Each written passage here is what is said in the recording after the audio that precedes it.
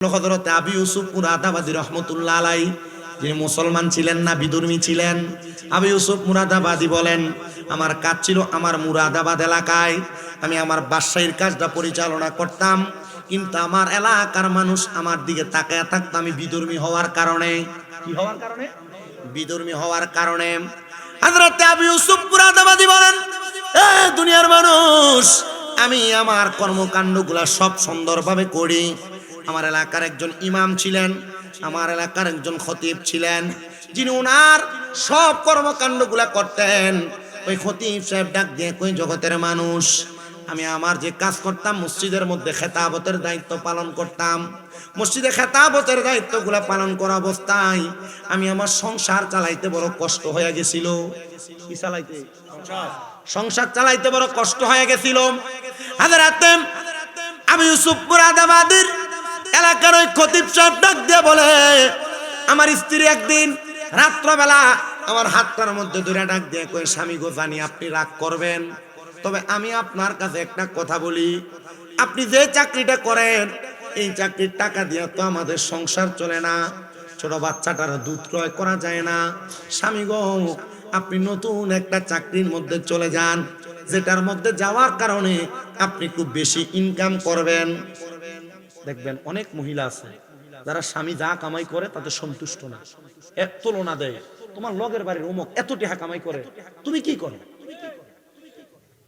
কয় না অনেক মা বোনদের কাছে বলবো, আপনারা যারা আপনাদের স্বামীদেরকে এগুলা বলেন, আপনারা এমন কথা থেকে সাবধানে থাকবেন। এমন কথা বললে আল্লাহ রিজিক আরো কমায় দেয়, বাড়ায় দেয়।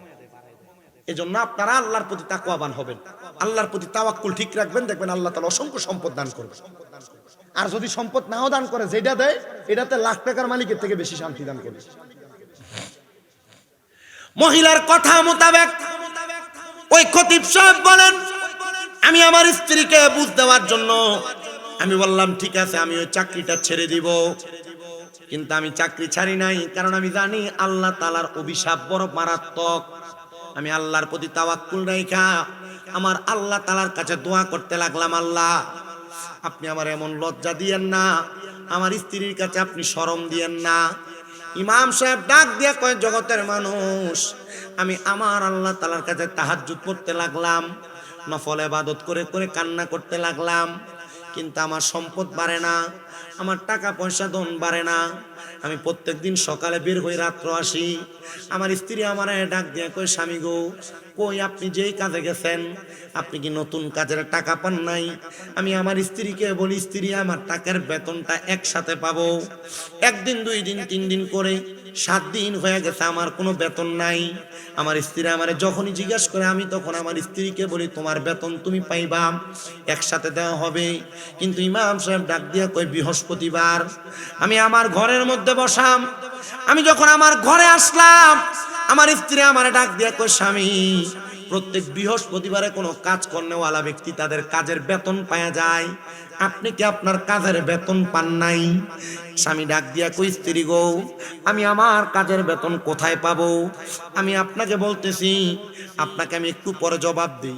এই কথা বললাম, আল্লাহ তাআলার ওই বান্দা বলেন, আমি 2 রাকাত নামাজে দাঁড়াইলাম, নামাজে দাঁড়ায় আল্লাহর কাছে চোখের পানিগুলা নিমিষে ছেড়ে দিলাম, আর আমি মনে মনে বলতে লাগলাম, আল্লাহ, ও আল্লাহ, আমার স্ত্রী যে আমার কাছে বেতনের কথা বলে, আজকে তো আমার স্ত্রী আমাকে ছাড়বে না।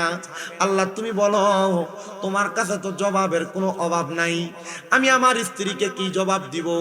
আল্লাহর পক্ষ থেকে এলহাম আসছে হযরতের কাছে, ওনার বুকের মধ্যে এলহাম, এ আল্লাহর বান্দা শোনো, তুমি বইলা দাও তোমার কাজের বেতন তুমি আগামীকালকে পাইবা। হুজুর বলেন, আমি নামাজ শেষ করলাম, নামাজের পরে আমি আমার স্ত্রীকে জবাব দিলাম, আমার কাজের বেতন আগামীকাল পাওয়া যাবে, কিন্তু কোথা থেকে বেতন আসবে আমি এটার কোনো গ্যারান্টি জানি না। আমি পরের দিন সকালবেলা চলে গেলাম, মসজিদে নামাজ আদায় করি, নামাজ আদায় করে আমি যখন বাড়িতে আসি, আসার সময় আমার কাজের মধ্যে একটা গাটুরি নিলাম, যে গাটুরির মধ্যে ভরা পাথর আর পাথর। আমি আমার বাড়িতে গেলাম, যে দেখি আমার বাড়িতে খাবারের বড় ইন্তজাম। আমি আমার স্ত্রীকে জিজ্ঞাসা করলাম, এই স্ত্রী গো, এত খাবার কোথা থেকে আসলো? বলে স্বামী আপনি বেতন পাইছেন আর আপনার বেতনের খাবার আমার ঘরে গুদামজাত করা অনেক খাবার, আপনি আমারে বললেন আমি কোথায় পাইলাম, আপনি আমার সাথে মস্কারি করেন। 10-12 বস্তা খাবার পাঠিয়ে দিলেন, আবার কাঁধের মধ্যে আরেকটা বস্তা দেখা যায়। হুজুর বলে এটা বস্তা, তুমি কি জানো বস্তার মধ্যে কি? স্ত্রী বলে অথবা এই বস্তার মধ্যে আপনার কোনো সম্পদ, কোনো টাকা পয়সা। উনি চিন্তা করে না রে বস্তার মধ্যে কোনো সম্পদ নাই, টাকা পয়সা নাই, আমি তো আমার স্ত্রীকে বুঝ দেওয়ার জন্য এটার মধ্যে পাথর পুরে নিয়ে আসছি। উনি ডাক দিয়া বলেন স্ত্রী রান্না বান্না করতেছো, সুন্দর খাবার রেডি করতেছো, তুমি বলো খাবার কোথায় পাইলা? তুমি না বলার আগ পর্যন্ত আমি খাবার মুখে দিতাম না। এ পর্দার অন্তরালের মা, আপনার স্বামী কামাই করে আপনারে খাওয়ায়, এ সন্তানেরা তোমার বাবা তোমারে কামাই করে খাওয়ায়, এ বাবারা আপনার সন্তান আপনারে কামাই করে খাওয়ায়, হালাল খাওয়ায় না হারাম খাওয়ায় একবারও যাচাই বাছাই করলেন না। মুখে লোকমাটা তোলার আগে একবারও চিন্তা করলেন না কি হালাল খাই না হারাম খাই। আপনি হারাম খাইয়া যদি কবরে যান এটার জন্য আপনাকেও জবাবদিহিতা করা লাগবে। এজন্য আপনারা বলেন আমরা যখন যেখানে যার ঘরে খাই না কেন হালাল হারাম যাচাই করার দরকার আছে না নাই? মহিলা যারা আপনার স্বামীর কাছে বারবার প্রতি মাসের বেতন পাওয়ার পর একটা নতুন থ্রি পিস, প্রতি মাসে বেতন পাওয়ার পর কোনো না কোনো বায়না দেখান, এই মহিলা তোমার জামাই তখন তার নিজের ইনকাম করা হালাল টাকা দিয়ে হয় না বিদায় তখন হারামের দিকে পাও বাড়ায়, তুমি এটার জন্য জবাব দেওয়া লাগবে।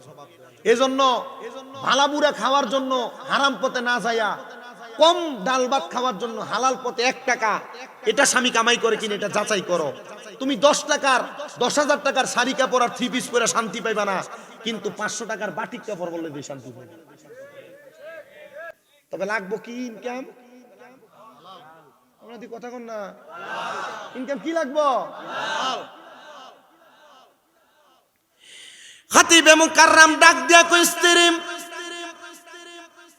এত খাবারের উৎস আমি না জানা পর্যন্ত খাবার আমি আমার মুখে তুলব না। স্ত্রী ডাক দিয়া বলতেছেন এ খাবার আপনি না আমার কাছে বাদশার বাড়ি থেকে লোক দিয়া পাঠাইছেন। বলে কি বলো? কোন বাদশা? বলে আবু ইউসুফ মুরাদাবাদী পাঠাইছে। বলে আবু ইউসুফ মুরাদাবাদী যদি পাঠাই, আবু ইউসুফ মুরাদাবাদীর কাছে যে খবর নেই কি লাগা পাঠাইলো, দৌড়ে গেছে আবু ইউসুফ মুরাদাবাদীর কাছে। এ আবু ইউসুফ মুরাদাবাদী 2 বস্তা চাউল, 2 বস্তা ডাল, 2 বস্তা আটা, আবার 2 বস্তা এমন ভাবে 10টা বস্তা আপনি আমার বাড়িতে পাঠাইলেন কেন? কারণ কি? আবু ইউসুফ কয় আল্লাহর ভয়। কার ভয়?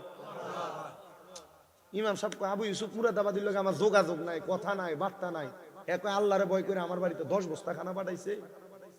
তার মানে বোঝা যায় আল্লাহরে ভয় করলে কোনো না কোনো ভাবে আল্লাহ দেয় কি দেয় না। আবু ইউসুফ মুরাদাবাদী আপনি জবাব দেন, আপনি কেন পাঠাইছেন? আবু ইউসুফ মুরাদাবাদী কয় জানো আমার পেটের মধ্যে এবং মাথার মধ্যে বড় ব্যথা ছিল, আমি নিয়ত করছিলাম আমার ব্যথাগুলা যদি বালা হইয়া যায় আমি আল্লাহর রাস্তায় আল্লাহর কোন নেক বান্দাকে 20 কেজি চাউল এবং 20 দিরহাম 5 কেজি চাউল এবং 20 দিরহাম তার হাদিয়া প্রদান করব। আমার অনেক ব্যথা হয়েছিল পেটে, কোন ডাক্তার কোন কবিরাজ আমি বাদ রাখি নাই, আমি সবার ওষুধ সেবন করার পর আমার এই ওষুধে কোনো কাজ করে নাই। আমার একজন সেনাপতি আমার জবাব দিছে, এ আবু ইউসুফ মুরাদাবাদী আপনি তো দুনিয়ার ডাক্তারি দেখছেন, আল্লাহর প্রতি বিশ্বাস রাখে আপনি একজনকে সাদাকা প্রদান করেন। হযরত আবু ইউসুফ বলেন আমি নিয়ত করছিলাম, নিয়ত করার পর আল্লাহ তাআলা অল্প সময়ে আমার পেটের ব্যথা পীড়া ভালো করে দিয়েছেন, কিন্তু আমার পেটের পীড়া ভালো হওয়ার পরে আমি আমার নিয়তটারে উল্লেখ হলাইছি। এই যে করোনা আউনের পরে মসজিদে মুসল্লি আর মুসল্লি, ভূমিকম্প আউনের পরে ঢাকার কোন মসজিদে ছাদের উপরে মুসল্লি আডে, কিন্তু এই করোনা শেষ মুসল্লিও, বিপদ শেষ ইবাদতও, বিপদ শেষ আল্লাহর ডাহনো, ও আয় জ্বর আইলে আল্লাহ বাঁচাও, জ্বর শেষ ফজরের নামাজও যান বাচ্চা গেছে। আবু ইউসুফ মুরাদাবাদী কয় আমি যখন আমার পেটের ব্যথা ভালো হয়ে গেছে কইছি এই দিরহাম দেওয়ার দরকার নাই, 5 কেজি চাউল দিয়ে দিস মোল্লারে, দিলে কোন রকমই বাস। আমি আমার নিয়তটাকেও বাট্টেক করার কারণে আমি দেখলাম আমার পায়ের পাতা থেকে মাথার তালু পর্যন্ত মনে হয় ব্যথা দৌড়াদৌড়ি শুরু হয়ে গেছে। কোন ডাক্তার বাদ রাখে নাই, সব আমার কাছে। কিন্তু আমি আবু ইউসুফ মুরাদাবাদীরে তারা ভালো করতে পারে না। যখন তারা ভালো করতে পারে না, আমি ডাক দিয়া বললাম, এ আমার সেনাপতিরা, যারা আমার গুদাম থেকে 5 রকমের 10টা বস্তা খানা ইমামের বাড়িতে পাঠাইয়া দি, আমি পাঠিয়ে দিছি গো। পাঠিয়ে দেওয়ার সাথে সাথে আল্লাহ তাআলা আমার সকল পীড়া ভালো করে দিছে।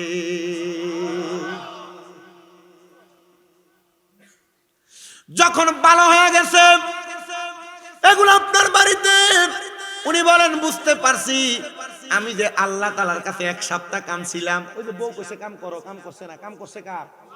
জোরে কয় না, কাম করছে কার? কাজ করছে আল্লাহর। আমি যে 1টা সপ্তাহ পর্যন্ত আমি এমন একজন মনিবের গোলামি করছি, ওই মনিব আমার বাড়িতে খাবার গুলা বাসারে দিয়া পাঠাইছে। এটার নাম ওয়াবতাগু ইলাইহিল ওয়াসিলা। এটার নাম কি? ওসিলা। আল্লাহ তাআলা এই বাসার উসিলায় আর আমার ইবাদতের উসিলায় আমারে খাবার দিয়া দিছে রে। এই খাবার দিয়া আমার পুরা সংসার 4-5 মাস চলে যাবে, আমার আর খাবারের চিন্তা করা লাগবে না।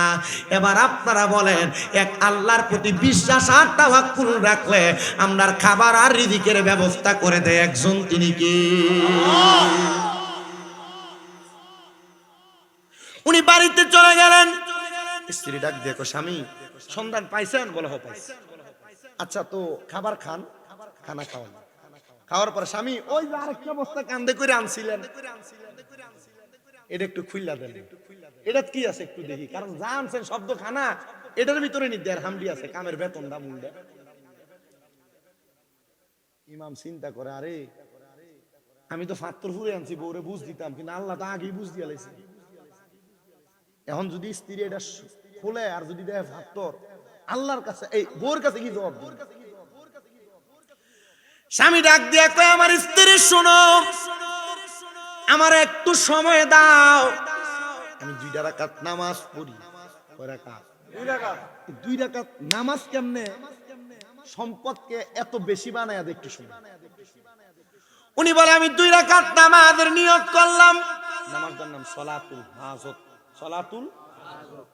বিদেশ যাইতেন পারেন না, টাকা পয়সা নাই, রোগ মাফ হয় না, কত কাম করেন, কামই হয় না, ব্যবসা দেন, বরকত হয় না, কোন হাজত, সন্তান পড়ালেখা করে ইতালি ফাটাইবেন, অমুক দেশ ফাটাইবেন, কাজ হইতেছে না। সলাতুল হাজতের নামাজের নিয়ত করবেন। 2 রাকাত করে 4 রাকাত করবেন। প্রথম রাকাতে সূরা ফাতিহা, একটা সূরা মিলাইবেন। দ্বিতীয় রাকাতে সূরা ফাতিহা, সূরা ইখলাস 3 বার পড়বেন। পরে রুকু দিবেন, সিজদা দিবেন, সুবহানা রাব্বিয়াল আলা 3 বার পড়া বাংলাতে যে হাজতটা আছে, সমস্যাটা আছে, এটা সিজদার ভিতরে কইবেন। আল্লাহর নবী রাহমাতুল লিল আলামিন নবীজির প্রখ্যাত মুসলিহ সলিহিন বান্দা, আবেদ বান্দারা বলে, এই সলাতুল হাজতের নামাজের ওসিলায় আল্লাহ তাআলা বান্দার অসংখ্য হাজত পূরণ করে দেয়। সেম নিয়মে 4 রাকাত নামাজ। আমি আমার সব মাহফিলে তাহাজ্জুদ এবং সালাতুল হাজত, বিভিন্ন নফল নামাজের কথা কই। আর এদির কারণে বহু মহিলা, বহু পুরুষ মানুষ ফল পায় বিদায় অতলা অতলা অতলা অতলা করে খানা, অতলা অতলা করে টেহা, আঁশ, মুরকা একলগে 10টা ডাব গাড়ির পিছনে ফুরাই দিয়া বাইতে খাই। এক বেটির বাড়ি গাইবান্ধা, বেটির নাতিন মইরা যা, হুজুর পিতপিতে পাথর। ওই তাহাজ্জুদ নামাজের ওয়াজ করছি, বেটি শুনছে, বেটির নাতিনরে কইছে 3 মাস তাহাজ্জুদ পড়, দেখবি তোর পাথর ভালো হয়ে দেব। ডাক্তার দেখাইছে, পরীক্ষা করে কও তোর পাথরই তো নাই। বেটি ফোন দিয়া প্রতি মাসে মাসে 5,000 করে হয় না। চিন্তা করলাম চাকরি না করলেও চলবো। হজে যাইতেছে, এই মন শাসন বাড়ি হজে যাবে, মন শাসন 2 ফোলা মারা গেছে। ও বাবা, আপনার ওয়াজ শোনার পর থেকে তাহাজ্জুদ কাজা নাই, 5 ওয়াক্ত না, তাহাজ্জুদ নামাজ কাজা নাই। যাওয়ার আগে বাইত নিয়ে হাদিয়া খানা, এই এলাকার কোনো ড্রাগন ফলের বাগান নাকি তৈছে, হ্যান্তা এডি লয়ে গেছে, কমলা হইছে এডি লয়ে গেছে, নিয়ে কইছে আউনের পরে আরো দেন। আমার এক ওস্তাদ শুধু আমারে বলছিল, তাহাজ্জুদ গুজারি হও, দুরূদ শরীফের প্রতি আকৃষ্ট হও, সম্পদের পিছনে তুমি দৌড়ান লাগবে না, টেহা লইয়া মানুষ তোমার পিছনে দৌড়াইবে।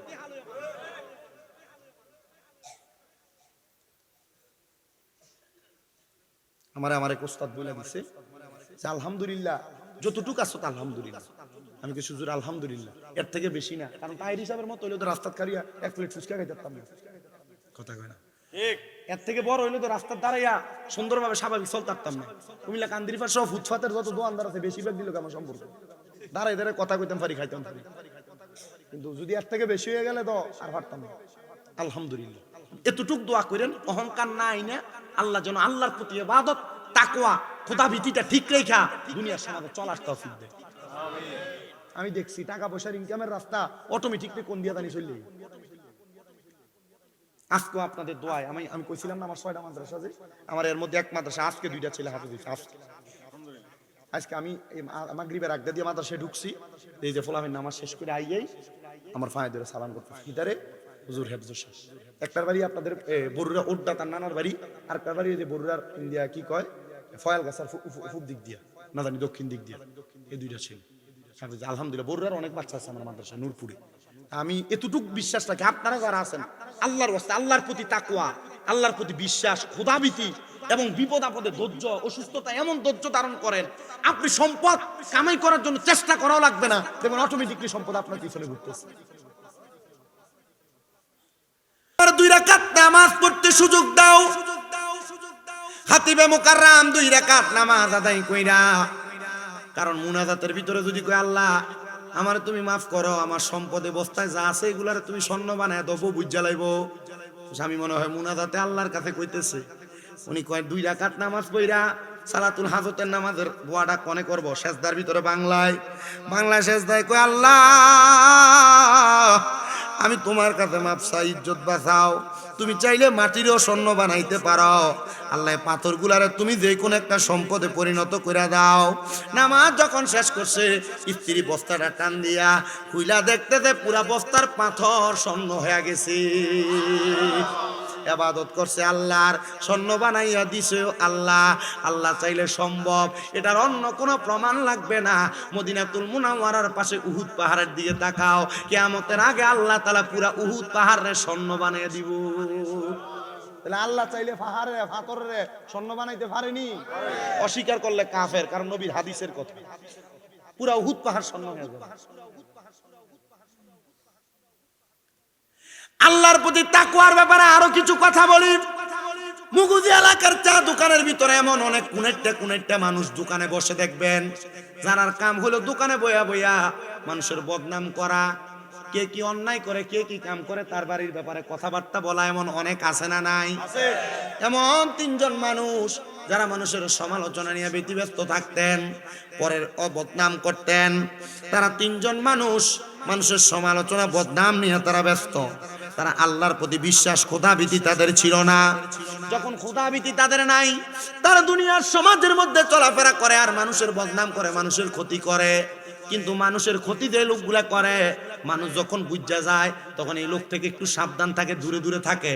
তারা মানুষের ক্ষতি যখন করে, অল্প কিছুদিন যাওয়ার পরে এলাকার মানুষ টের পেয়ে গেছে, বুঝা গেছে যে আমাদের ক্ষতি করার জন্য এই লোকগুলা ঘুরতেছে। না না না, তাদেরকে আমাদের ক্ষতি করার সুযোগ দেওয়া যাবে না। মানুষ আগে থেকে সাবধান হয়ে যায়।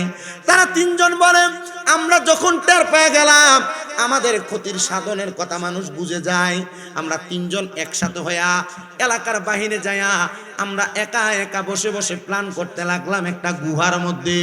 কিন্তু আমরা যখন মানুষের ক্ষতি করার জন্য আমরা প্ল্যান করতেছি, এমন টাইমে আমাদের গুহাটার মুখের মধ্যে 3টা বড় বড় পাথর আইসা গুহার মুখটা বন্ধ করে দিছে। আপনি পরের ক্ষতি করবেন, আপনার ক্ষতি করে দিব একজন, বলেন তিনি কে? মানুষের ক্ষতি করন যাইব না, শত্রুর ক্ষতিও করবেন না, শত্রুর ক্ষতিও করবেন।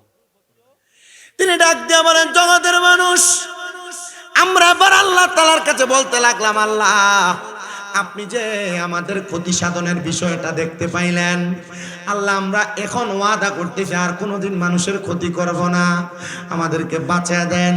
কোন বর্ণনাকারী বলে 3 দিন 5 দিন 7 দিন তারা সে গুহার মধ্যে বন্দী।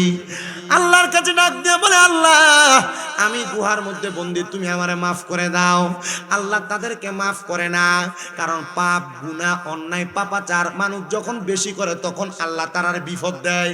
এই যে ভূমিকম্প, হারাজমানি, খুনাখুনি, মারামারি হইতেছে, জিনা বেবিচার হইতেছে, গুনার কাজ বেশি বেশি হইতেছে, এজন্য আল্লাহ তাআলা ভূমিকম্প দিয়া বান্দারে সাবধানতা লওয়া দেয়, বান্দারে সাবধান করে দেয়। বান্দা, আমি আল্লাহ যেমন করে ভূমিকম্পের মাধ্যমে তোমাদেরকে সাবধান করি, এমন একদিন আসবে গো, ভূমি দশের মাধ্যমে তোমাদের বড় বড় রাজপ্রাসাদগুলা মাটির নিচে প্রবেশ করাইয়া দিব, পাহাড়গুলা তুলার মতো উড়বে, আসমানের তারকাগুলা নিচের দিকে পাথরের ন্যায় পড়তে থাকবে শিলা বৃষ্টির মতো। তখন তোমরা আমি আল্লাহরে ডাকতে পারবা, মসজিদে যাইতে পারবা, কিন্তু তখন তোমাদের দোয়া কবুল হবে না। আমি আল্লাহকে আল্লাহ বলে ডাকবা, কিন্তু তোমাদের ডাকগুলা কবুল হবে না। ও আল্লাহ, এবার আপনি আমাদেরকে বলেন না, আমরা তো পাপাচার করেছি, আমরা তিনজন তো মানুষের ক্ষতি করেছি, অন্যায় করেছি, আপনি কি আমাদেরকে মাফ করবেন নাকি? আমার আল্লাহ তাআলা এমন পাপকারীদেরকে মাফ করেন না, কিন্তু তারা তিনজন বলতেছে, আল্লাহ তো মহান, আল্লাহ তো গফফার, আল্লাহ তো সত্তার, আল্লাহ কাহার, আল্লাহ রহমান, আল্লাহ রহিম, আল্লাহ কুদ্দুস, আল্লাহ জব্বার। আল্লাহ তাআলার কাছে কোনো কিছু চাইলে আমার আল্লাহ ফিরত দেয় না, আল্লাহর ধন ভান্ডারের মধ্যে কোনো কিছু কমতি হয় না। চলো রে চলো, আমরা আমার আল্লাহ তাআলার কাছে, আমরা তো মানুষের ক্ষতি করেছি, এমন কোন ভালো কাজের ওসিলা দিয়া দোয়া করি, আল্লাহ আমাদেরকে হয়তো ভালো কাজের ওসিলা দিয়া দোয়া করলে আমাদের দোয়াগুলা কবুল করে নিবে। এবার আপনারা বলেন, ভালো কাজের ওসিলা দিয়া দোয়া করলে আমার আল্লাহ দোয়া কবুল করতে পারে কি পারে না? তিনজন, একজন বলে আমার কাছে কোনো ভালো কাজ নাই, একটা ভালো কাজ আছে। কি? আমার ভালো কাজ হইলো আমার কাছে এক কর্মচারী কাজ করতে, তার কাজের বেতন হইলো প্রতিদিন কাজ করলে তার এক বেলা খাওয়াইতাম, দুই খুশি করে, দুই শের করে চাউল দিতাম। আমরা খুশি কর না শের, খুশি, দুই খুশি করে চাউল দিতাম। তো তার খাওয়ার কোনো লোক নাই, সে আমারে দুই খুশি দিয়ে দিছে, চাউলগুলো আমার কাছে দিয়ে 1 মাসের কাজের চাউল আমার কাছে জমাইছে। কিন্তু সে আমার বাড়ি থেকে যাওয়ার সময় কইছে, বাচ্চা, এটা আপনার কাছে আমি আমানত রাখলাম, ভূমিকম্প কি লেগে আইয়ে শুনেন, আমানত রাখলাম, আমি আপনার কাছ থেকে ফেরত নিব। আমানতের খেয়ানতদারিতা যখন শুরু হয়ে যায় তখন আল্লাহ ভূমিকম্প দেয়। আমানতের বহুত মসজিদের সেক্রেটারি আর কেশিয়ার মসজিদের টিয়া দিয়া বাজার কইরা কইরা খায়, কথা কন না কা আছে না নাই? আরে মসজিদের টাকা যেমনে দিছে আপনার কাছে এমনি আদলি নোট 5 টাকা 10 টাকা এমন থাকবো, তা আপনার কাছে যে মোটামুটি একবারে সুন্দর টিয়া চাইলে আচ্ছা নিস, টিয়া চাইলে আচ্ছা নিস, এমন আছে না? আমরা এলাকা তো আছে। আচ্ছা যদি এটা ভালো লাগে যদি নোট করে দেয় তাহলে ঠিক আছে, কিন্তু বাইঙ্গা খাবে, ওই কো খাইয়া বলে টের হইতো, ইতার বিচার আল্লাহ করতো না দুনিয়া, এটির বিচার আল্লাহ কবরে করে। উনি ডাক দিয়া বলেন, জগতের মানুষ, হে দুনিয়ার মানুষ, আমার বাড়িতে একটা কর্মচারী কাজ করত, এই কর্মচারীটা আমার কাছে চাউলগুলা আমানত রাখছে। এবার আপনারা বলেন, আমানতের খেয়ানত যারা করে তারা হলো মুনাফেক। জবান বন্ধ নাই, বলেন তারা কি? মুহাব্বতে কন্যা তারা কি? এবার আমি আমার আমানতটারে আমি খেয়ানত করলাম না, আমি দেখলাম সে যখন তার চালগুলা ফেরত নেয় না, চালগুলার মধ্যে এক জাতের পোকা ধরে, যেটারে আমরা কেরি পোকা কই, চালের মধ্যে পোকা ধরে যাচ্ছে। আমি চালগুলা বাজারে বিক্রি করলাম, বিক্রি কইরা আমি একটা বকরি ক্রয় করলাম, বকরি কইরা আমি যখন বকরিটা ক্রয় করলাম, বকরিটারে অনেক দিন পর্যন্ত আমি পালতে লাগলাম, অনেকগুলা বকরি হয়ে গেছে। এবার বকরিগুলা আমি বিক্রি করলাম, বিক্রি করার পর আমি অনেকগুলা গরু আনলাম, লালন পালন করতে লাগলাম। যখন অনেক পর্যন্ত আমি লালন পালন করতাম, অনেকগুলা বকরি এবং অনেকগুলা গরু হয়ে গেছে, 2টা রাখাল দিয়ে আমি পরিচালনা করি। এমন টাইমে আমার কাছে ওই লোকটা এসে কয়, ওগো বাদশা, আপনার কাছে আমি যেই চালগুলা দিছিলাম আপনি আমার চালগুলা ফেরত দিয়া দেন। আমি তখন চালগুলা ফেরত না দিয়া আমি তারা বলছিলাম যে গোয়াল ভরা গরু দেখতে পাও, যে বকরি দেখতে পাও, এগুলা সব তোমার, এগুলা তোমার তোমার তোমার, তুমি নিয়ে যাও। ডাক দিয়া কয়, কয় বাদশাহ এগুলা আমার না, আমার সামান্য মাত্র 60 কেজি চাল ছিল, এগুলা আপনি আপনার কাছে রাখছিলেন, কিন্তু এগুলা এত বেশি হয় কেমনে? বলে তোমার এগুলা নষ্ট হইতে লাগছিল, এজন্য আমি এগুলার বিক্রি করে তোমার জন্য বাড়তি করে দিয়েছি। তুমি তোমার আমানত নিয়ে যাও, আর তুমি তোমার আমানত নিয়ে বিদায় হয়ে যাও, আমি তোমার আমানত আমার কাছে রাখতে পারবো না। তখন আমার ওই কাজের ব্যক্তি কর্মচারী আল্লাহর কাছে দোয়া করছিল, আল্লাহ আমার বাদশা আমার আমানতকে অধিক পরিমাণ বাড়ায় আমার কাছে দিয়েছে, আল্লাহ গো তুমি বাদশার বালা করো, বালা করো, বালা করো, বালা করো। আর সাদকাতু তারাদ্দু মিনাল বালা, কোন মানুষ যদি সাদকা করে এটা তার মুসিবত কাইটা দেয়, মুসিবত দূর করে দেয়। আল্লাহ তুমি তার এগুলাকে সদকা হিসেবে কবুল কইরা তুমি তারকে মাফ করে দাও। আল্লাহ আমার অন্যায়, আমার পাপ, তবে আমার এই একটা আমানতদারিতা রক্ষার কারণে তুমি আমার এখান থেকে উদ্ধার করো। দোয়া করতে দেরি গুহার মুখ থেকে একটা পাথর আল্লাহ সরাইয়া দিছে।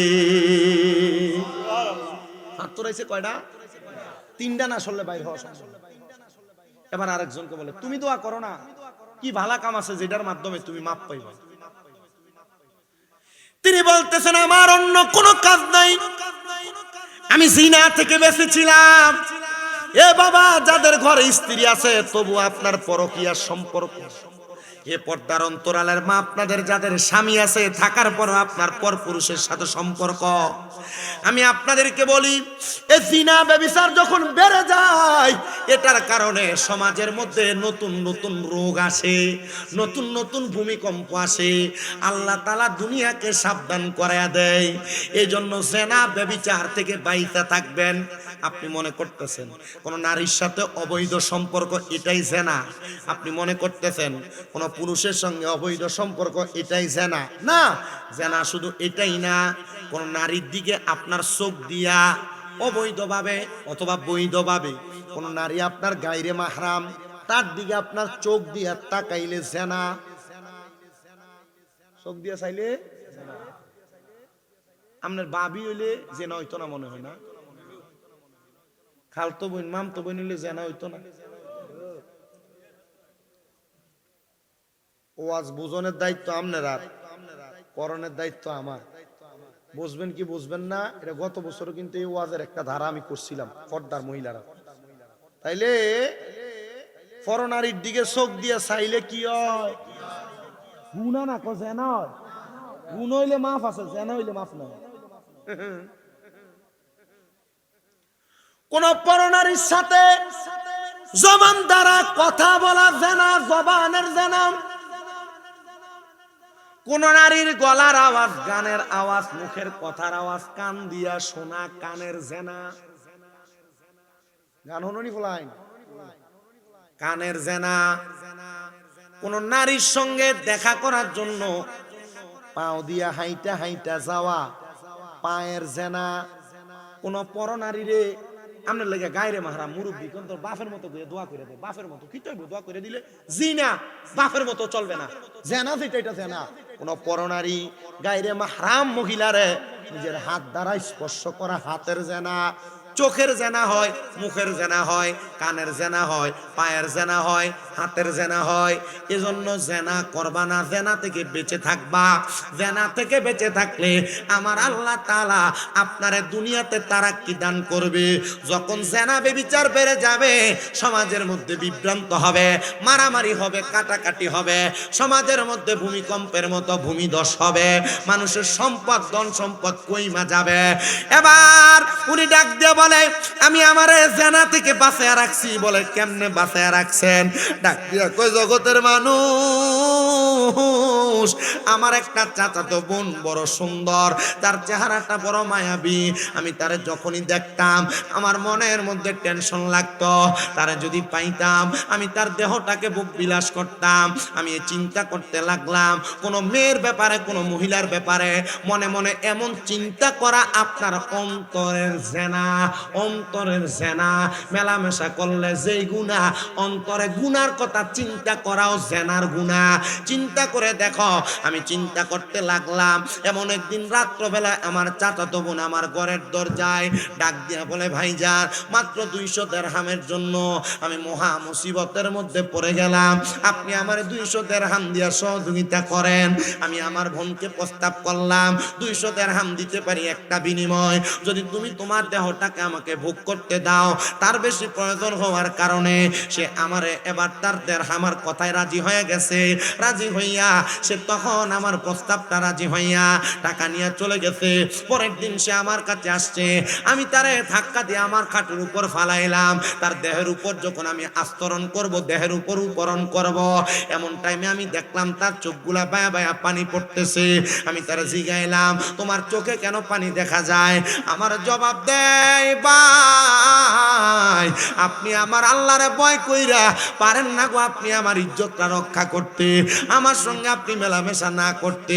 উনি ডাক দিয়া কয়, আমি তার চোখের পানি দেখে আমার মায়া লাগা গেছে, আমি ফিরে আসলাম। আল্লাহ আমি আর জানা করব না, আমি আর তার কাছে যাব না, আমি তারে ছাইরা দিছি গো আল্লাহ। আমার আল্লাহ তাআলা তখন আমার দোয়াটা কবুল করে নিছে। এমন ভাবে কবুল করছে দুনিয়ার মুসলমান, এটার উসিলা দিয়া দোয়া করার কারণে মুখার মুখ থেকে আরেকটা পাথর সইরা গেছে। কোন সুবহানাল্লাহ। গুনার কাজ ত্যাগ করেন, আপনার বিপদ চলে যাবে। যত বড় বিপদ আছে গুনার কাজ ত্যাগ করেন, কি চলে যাবে? যত বড় বিপদ। 3 নাম্বার আরেকজন ব্যক্তি, তুমি দোয়া করো তোমার এমন কোন নেক কাজ আছে যেটার উসিলা দিয়া দোয়া করলে আল্লাহ তাআলা মাফ করে দিবে, এখান থেকে উদ্ধার করে দিবে।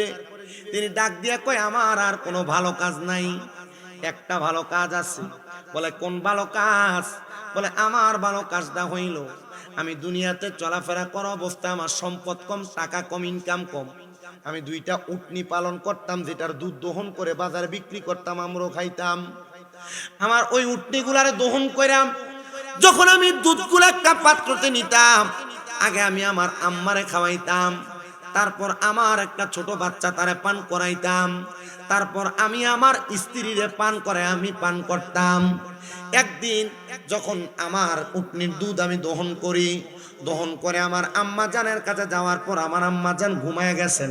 আমি আমার আম্মা জানকে ঘুম থেকে জাগ্রত করি নাই। এ সন্তান পিতা মাতার অবাধ্য হইলে আল্লাহ তাআলা বিপদ দেয়। মা বাপের অবাধ্য হইলে আল্লাহ কি দেয়?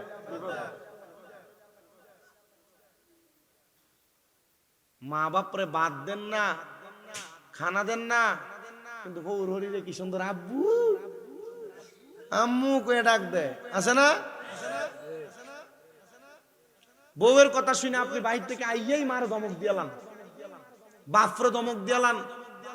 ভাইয়ের বউ আর বউ আমনির বউ ঝগড়া লাগছে, ঝগড়ার পর আপনি কি সুন্দর বাপ মারে উল্টা পাল্টা কইলান যে তোমরাই ঝগড়াটি লাগাও, তোমরা থাকতে ঝগড়া লাগাকা। মা বাপের উপর খবরদারি করা, আঙ্গুল তোলা, গরম ভাষায় কথা বলা, তোমার বিপদটাই কানে, তোমার অভাবটাই কানে, তোমার অসুস্থতাটাই কানে। তুমি কি করবা এটা তোমার বিষয়। তবে যদি তুমি নিজে বিপদ থেকে বাঁচতে চাও, অভাব থেকে বাঁচতে চাও, টেনশন আর মুসিবত রোগ থেকে বাঁচতে চাও, আম্মা আব্বার পায়ে লুটে পড়ো, আম্মা আব্বার কদমে চুমা দাও, আল্লাহর কসম তোমার বিপদ, মুসিবত, টেনশন, অসুস্থতা সব দূর করে দিবে একজন। জোরে বলেন তিনি কে? মা বাবার অবাধ্যতা আপনাকে অসুস্থ বানাবে, আপনাকে অভাবী বানাবে, আপনাকে রোগগ্রস্ত বানাবে, চিন্তাগ্রস্ত, টেনশনগ্রস্ত বানাবে। মা বাবার কদমে পড়ে যাও, দেখবা দুনিয়ার সব তোমার ঠিক হয়ে গেছে। তিনি বলেন, আমার আম্মা জান যখন ঘুমিয়ে গেছে, আমি আমার দুধরে আমার ছোট বাচ্চাটারে পান করাই নাই, আমি আমার স্ত্রীরে পান করাই নাই, আমি নিজেও পান করি নাই। আমি দাঁড়ায় রইলাম আমার মায়ের পাশে। সকাল হয়ে গেছে, আমার ছোট বাচ্চাটা ওয়া ওয়া করে কান্না করে।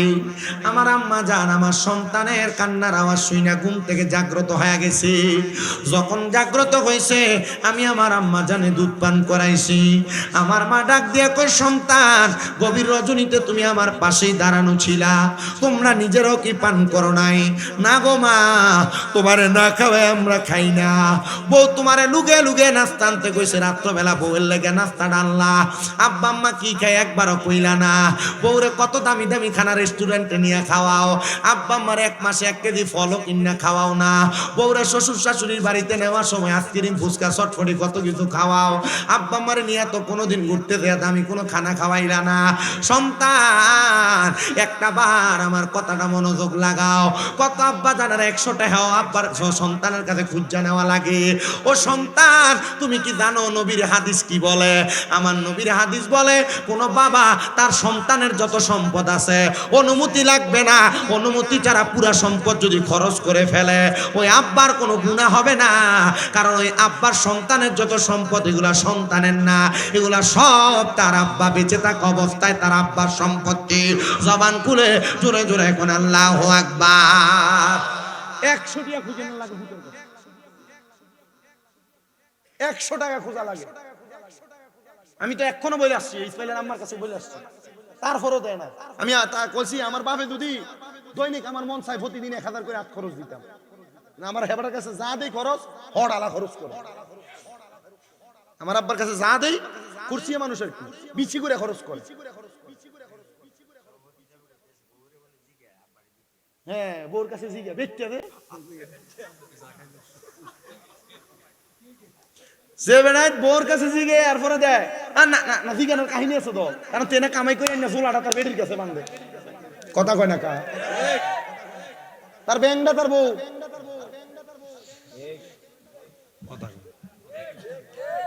আরে আছে না নাই?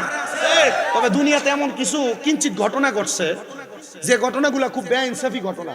সন্তান কামাই করে তার বাপের কাছে তার বিদেশের সব টিয়া বাড়াইছে, ছুডু ভাই মেজো ভাই সবাই এই ফুটের টিয়া কামাই দিয়া বিল্ডিং করে দিছে, কিন্তু ফলা বিদেশ থেকে আইয়া কিছু পাইছে না। এমন অনেক বেইনসাফি ঘটনা ঘটছে, আছে না? এমন এমন বহুত বেইনসাফি ঘটনা আছে যে ফুটে বিদেশ করে দেখিয়া এই ফুটের কিছু দিছে না, শুধু ঘরের জায়গাটা দিয়া আর যা ছিল বাকি 2 ফুটের ভাগ করে দিয়ে লাগছে। এমন হয়েছে না অনেক? এটার কারণে বহু সন্তানরা মাঝে মাঝে অবাধ্য হয়। তবে সন্তান মা বাপ যদি নিজেরা না দেয় মান্য নিও, কথা কয় না। আর আমার তো বাপের দিন না বিজাটাই নাই, কি নাই, যে দূর আছে শুধু 2 রুমের একটা টিনের ছোট্ট ঘর, আমার তো নাই। কিন্তু আপনি আমার বাড়িতে যাইলে রাস্তার নামলে ঠিক এবো, আপনি যদি কইবেন না স্বামী মিরাজের বাইর যাম, ঠিক এবো কোন বাইর বুঝালেন, কোন বাড়ি মানে বাড়ি কয়টা। আমার আব্বা জানের একটু দোয়া আছে। আমার আব্বা জান, আমার দাদি যখন মুরব্বী মানুষ, তো আমার দাদি সকালবেলা আমার আব্বার কাছ থেকে নাস্তার জন্য আলাদা আলাদা চাইতো, আমার আব্বু দিতেন। আমার আব্বার আমি একটা জিনিস দেখছি, কি কয় লিচুর সিজন আইলে কিন্না নিয়া বেড়ার ঘরের মাঝখানে খুললে দিত। আমার দাদির লয়ে বইয়া বাচ্চা ফোলা হইলে খাইয়া দেরি থাকতো এটি দিত আমার মারা। তরমুজ নিয়ে আইলে বাইঙ্গা ঘরের মধ্যে খাইতো, এরপরে যেটা থাকতো এটা দিত ঘরে। যে কোনো খানা না বাইঙ্গা খাইতো, মার লয়ে বইয়া এরপরে যা আইতো তা ঘরে দিত। আমি বুঝছি যে না, আমার আল্লাহ দিছে মনে হয় আমার বাপের এমন কোন ভালো কামের কারণে। আপনি বুঝতেছেন না মনে হয়? আপনি সন্তানরে আল্লাহ দিবে আপনার বাবার, আপনার সন্তানকে দিবে আপনার কোন নেক কাজের কারণে। আপনি শুধু দোয়া করে দিয়ে যান। বহুত পোলাপান তার মা বাপরে হজে ফাটায় না। এখনো তো এই যে ইসমাইলের দুলাভাইটা নিরে চোখের পানি টলটলাইতেছে, হুজুর আমার আব্বা কাজটা শেষ করিয়া সরকারি চাকরি থেকে রিটায়ার্ডে আইছে, মনে করছি বাপ মার হজে ফাটাম, হুজুর ফারছি না, সবটা পূরণ হয়েছে না। হুজুর আমি আমার মাটার হজে ফাটাম চিন্তা করছি। আপনি আপনার বাপে হজ করব, সম্পদ বেচালে বইয়া লেগে বাপের হজে ফাটান না। আরে বেটা তুমি চালাক না, তুমি যদি চালাক হইতা তোমার অল্প সম্পদ থাকলো এক কোনা দিয়ে বেচো তাড়াতাড়ি, বেচা আব্বা আম্মারে জান হজে যে ঘুরে আইয়েন। আরে মিয়া, তোমার যে সম্পদ বেচা আব্বা আম্মা হজে যাইবো, ওই কাবা ঘরের কাছে দিয়ে গিলাপটা ধরে সৌর পানি দিয়ে ফালাইবো, যা বেচছে তার 10 গুণ আল্লাহ দিতে কি দেরি হইব নাকি? চালাকি বুঝো না তো তুমি। চালাকি বুঝলে বাপ মার আগে হজে পাঠাইতো। আমার আম্মা অসুস্থ, আমি কইছি আমার আম্মারে আপনি সুস্থ হন, আমি আমনে আমার ছোট ভাই সহ আমার বাপ সহ এক লোকে যাবো, 1,20,00,000 টাকা শেষ করে অসুবিধা নাই। মক্কা মদিনা যায় আমার আব্বা আম্মারে খুশি করলে বাপ মা মক্কার গদ ধরে দোয়া করবো, 20 লাখ না 20 কোটির মালিক হইতে কি 1 বছর লাগবো নি মিয়া? আব্বা আম্মা খুশি, দুনিয়া খুশি। আমি এতটুক বলছি, হুজুর ইমাম সাহেব মোল্লা মুন্সি মৌলবি খুশি করবা, আগে ঘরে বাপ মারে খুশি করো, আগে বাপ মারে খুশি করো, এরপরে তুমি দুনিয়া খুশি করো। আর বাপ মারে খুশি না করলে আল্লাহ তো খুশি হয় না। তো তুমি কারে খুশি করতে ঘুরো? ওর আব্বু আম্মা হ, আর বাপ মা কান্দে করে কাম নাই। মাহফিল থেকে গেলে আব্বা আম্মার কাছে দেয়া মাহফিল থেকে মাহফিল আওয়ানোর সময় আম্মা দরজার কাছে দাঁড়ায় থাকে কি লেগা এলএম দিয়া আমি দ্বিতীয় বর্ষে কুমিল্লা আলিয়া এলএম কি বেশি হয়েছে আমরা এলাকার মসজিদের ইমাম সাহেব আমার থেকে ভালো বোঝা ভালো প্রত্যেকদিন মাহফিল করতেছি না একমাত্র আম্মা আব্বার দোয়ার বরকত আমার ওয়াজ সব ঠিক আছে লাস্ট এই ওয়াজটা কামে লাগাইয়া আমার সব মাহফিলে 5 মিনিট 10 মিনিট করে মা বাবার খেদমতের কিছু কথা থাকে আর এই কথাগুলোর কারণে বহু পোলাপান হেদায়েত হইছে বিদায় পিছনে পিছনে ঘুরে ওয়াজ মাহফিলে যায় জুমায় যায় আপনারা বলেন তো এই মুগুজি এলাকার প্রত্যেকটা সন্তান যদি মা বাবার প্রতি অনুগত হয় আল্লাহ তাআলা চাইলে এই সন্তানের তকদির পরিবর্তন কইরা এই সন্তানকে টাকাওয়ালা পয়সাওয়ালা সম্পদওয়ালা বানানোর ক্ষমতা ওই আল্লাহর আছে না নাই?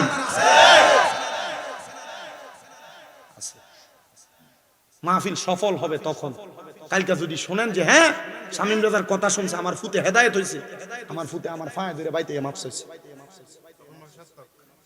এই মাহফিল সার্থক 81তম মাহফিল সার্থক হয়ে যাবে মাফ চাইতে শরম লাগে আমি ঠোঁট দিয়া বাপের ফায়ে চুমা দিছি আমি ঠোঁট দিয়া আমার মায়ের ফায়ে চুমা দিছি এই যে অসুস্থ হয়ে ফিরে আসিল চুমা দিছি পাও দিয়ে এই ঠোঁট দিয়া আর মিয়া বিছানায় পড়ে এসে উঠতে পারে না প্রস্রাব পায়খানা করাইতে আলগি দিয়ে ওঠানো লাগছে আমার আম্মা যেদিন প্রথম আলগি দিছে আমার মার চোখে দিয়া পানি পড়ে আমার মা কইতাছে তোরা আমার লাগে কত কষ্ট করতেছ আমি তো চিন্তা করছি 10 মাস যে ফেটে রাখছে কষ্ট হইছে না প্রথম 2 মাস তো উঠটা বসতেই পারে না মার বিছানার পাশে টাইসে ঘুমাইয়াছিলাম প্রস্রাব পায়খানা নিজে সাফ করছি লড়ছি না কোন সময় ডাক দেয় ফজরের আগ পর্যন্ত ঘুমাইছি না তখন দেখছি এবিডি ঘুমাইছে তখন ঘুমাইছি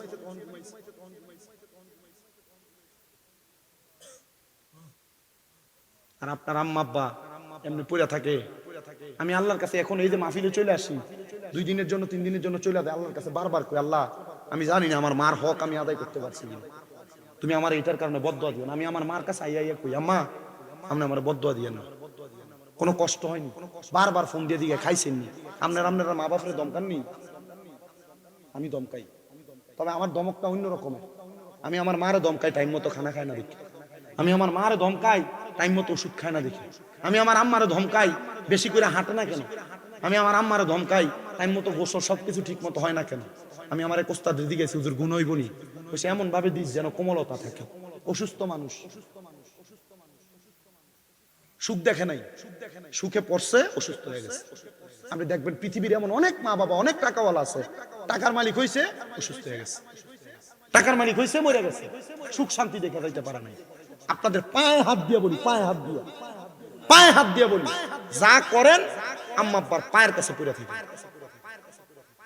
আম্মা আব্বার কদমের কাছে কোন সন্তান ছোট হইলে এই সন্তানকে দামি বানিয়ে দেয় আল্লাহ